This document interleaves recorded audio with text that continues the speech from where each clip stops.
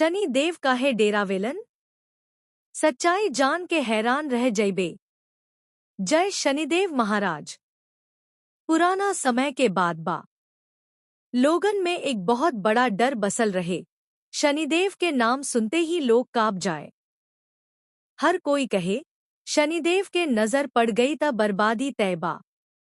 लेकिन का ई सच बा? शनिदेव भगवान सूर्य देव आ माता छाया के पुत्र हवन। बचपन से ही शनिदेव न्यायप्रिय रहले। वो कभी किसी के साथ अन्याय बर्दाश्त ना करत रहले। कहानी में आवेला कि जब शनिदेव तपस्या करत रहले तब वो भगवान से वरदान पवले, रवा जहां नजर डालब ओहिजा कर्म के हिसाब से फल मिली। एक बार के बाद बा एक घमंडी राजा अपने राजपाट पर बहुत गर्व करत रहे। वो गरीब लोग पर अत्याचार करत रहे। जब राजा के जीवन में साढ़े साती शुरू भइल त धीरे धीरे ओकर घमंड टूटे लागल। धन चला गयल, दोस्त छोड़ गयल, आ अंत में वो अकेला हो गयल। राजा रोत रोत शनिदेव से प्रार्थना कैलस, हे प्रभु, हमसे गलती भइल, हमरा माफ कर दी। तब शनिदेव प्रकट भइनिया कहनी, हम सजा देवे ना आवत बानी, हम न्याय देवे आवत बानी। जे जैसन कर्म करेला ओइसन फल पावेला। यह बात से साफ हो जाला कि शनिदेव डरावना ना हवन।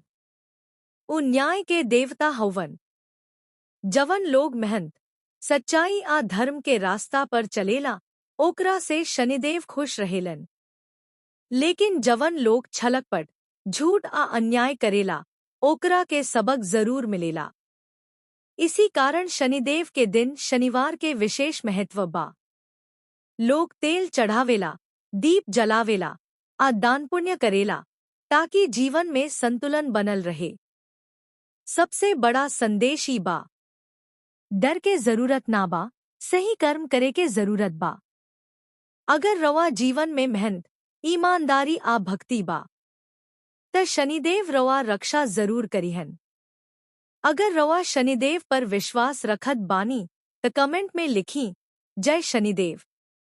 आ अगिला रहस्य कथा सुने खातिर चैनल जरूर सब्सक्राइब करी।